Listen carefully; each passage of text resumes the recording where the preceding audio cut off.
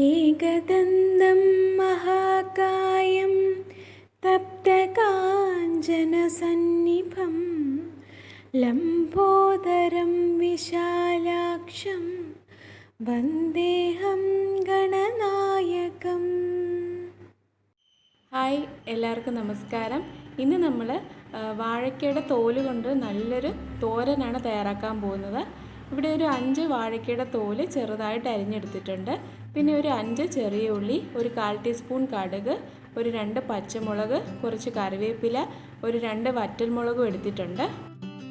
പിന്നെ ഇവിടെ ഒരു 2 ടേബിൾ സ്പൂൺ ചെറുപയർ പരിപ്പ് എടുത്തിട്ടുണ്ട്. പിന്നെ നമുക്ക് ഒരു അരമുറിയുടെ പകുതി തേങ്ങ വേണം.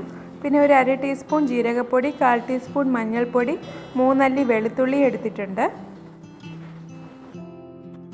പിന്നെ നമുക്കൊരു 2 ടേബിൾ സ്പൂൺ വെളിച്ചെണ്ണയും ആവശ്യത്തിന് ഉപ്പും കൂടെ വേണം.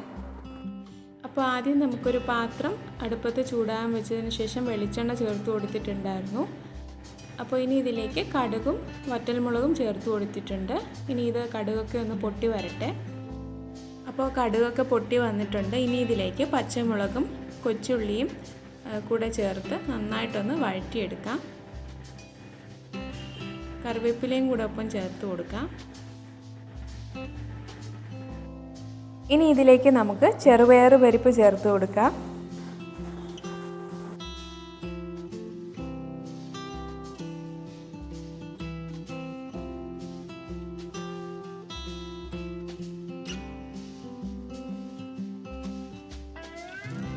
നമ്മൾ ചെറുതായിട്ട് അരിഞ്ഞു വെച്ചിട്ടുള്ള വാഴയ്ക്കയുടെ തൊലി ചേർത്ത് കൊടുക്കാം.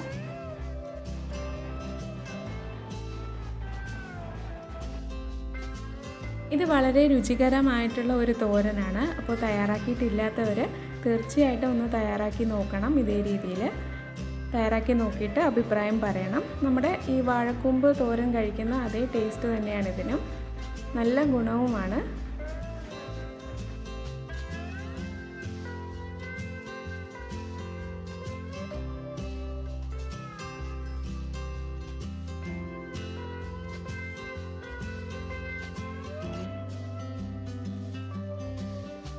അപ്പോൾ ഇതിലേക്ക് പാകത്തിന് ഉപ്പും കൂടെ ചേർത്ത് കൊടുക്കാം.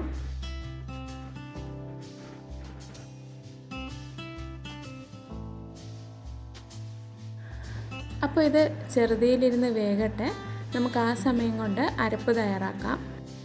അപ്പോൾ അതിനായിട്ടൊരു മിക്സിയുടെ ജാറിലോട്ട് നമുക്ക് തേങ്ങയും മഞ്ഞൾപ്പൊടിയും ജീരകപ്പൊടിയും ചേർത്ത് കൊടുക്കാം. കുറച്ചും കൂടെ എരിവ് വേണമെന്നുണ്ടെങ്കിൽ നമുക്ക് ഒരു 1/2 ടീസ്പൂൺ മുളക് പൊടിയും കൂടെ ഇതിലേക്ക് ചേർത്ത് കൊടുക്കാം. അപ്പോൾ ഇത് മിക്സ് ചെയ്ത് എടുത്തിട്ടുണ്ട്. ഇനി ഇതിലേക്ക് ചേർത്ത് കൊടുക്കാം. ഇത് വളരെ ഗുണകരമായിട്ടുള്ള ഒരു തോരനാണ്. അപ്പോൾ ഇനി വാഴയ്ക്കൊക്കെ വാങ്ങുന്ന സമയത്ത് വാഴയ്ക്കയുടെ തൊലി കളയാതെ ഇതേ രീതിയിലൊന്ന് തയ്യാറാക്കി നോക്കണം. നമ്മൾ ഈ കൂമ്പ് തോരൻ കഴിക്കുന്ന അതേ ടേസ്റ്റ് തന്നെയാണ് ഇതിനും. നല്ല ഗുണകരവുമാണ്. അപ്പോൾ ഇതെല്ലാവരും ഇതേ രീതിയിലൊന്ന് ട്രൈ ചെയ്ത് നോക്കണം.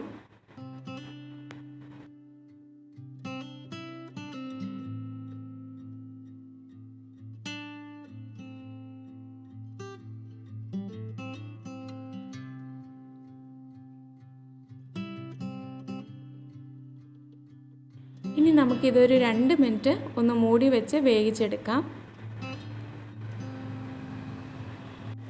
അപ്പോൾ നമ്മുടെ സ്വാദിഷ്ടമായിട്ടുള്ള തോരൻ തയ്യാറായിട്ടുണ്ട്. നല്ല രുചികരമായ തോരനാണ്. അപ്പോൾ എന്തായാലും ഇതൊന്ന് തയ്യാറാക്കി നോക്കണം. അപ്പോൾ ഈ വീഡിയോ ഇഷ്ടമായെന്ന് വിചാരിക്കുന്നു. ഇഷ്ടമായാൽ ലൈക്ക് ചെയ്യാനും ഷെയർ ചെയ്യാനും അതുപോലെ തന്നെ സബ്സ്ക്രൈബ് ചെയ്യാനും മറക്കരുത്.